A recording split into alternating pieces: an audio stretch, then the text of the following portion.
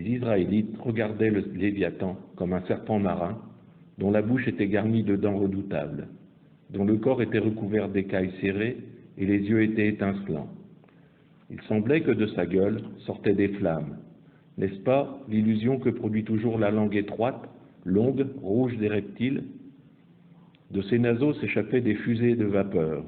Ses membres étaient réunis, en d'autres termes, métamorphosés en nageoires, comme ceux des amphibies ou de la baleine.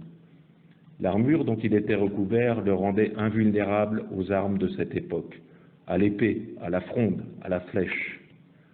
Son arrivée était marquée par un remous, un bouillonnement de l'onde, et il était phosphorescent.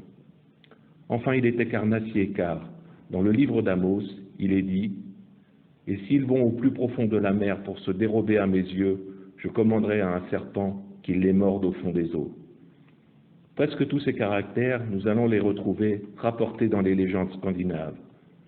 L'Antiquité, païenne, parle peu du serpent de mer. Il semble seulement que ce soit à ce monstre que Palladius fasse allusion, alors qu'il cite Serpent du Gange, qui disait « avale un éléphant sans le mâcher ».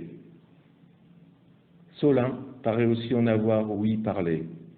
Il habite, selon cet auteur, l'Inde et l'Éthiopie, à 20 coudées de long, et traverse l'océan Indien à la nage. Voyageant d'une île à l'autre, enfin, Pline rapporte que Solane trouva dans le Gange des vers prodigieux, qui ont 2 brochis et 6 coudées de longueur. Ils sont bleus, telle est leur force qu'ils peuvent saisir et noyer un éléphant. Ce n'est qu'à partir du Moyen Âge que les auteurs recueillent de curieuses légendes sur le serpent des mers du Nord.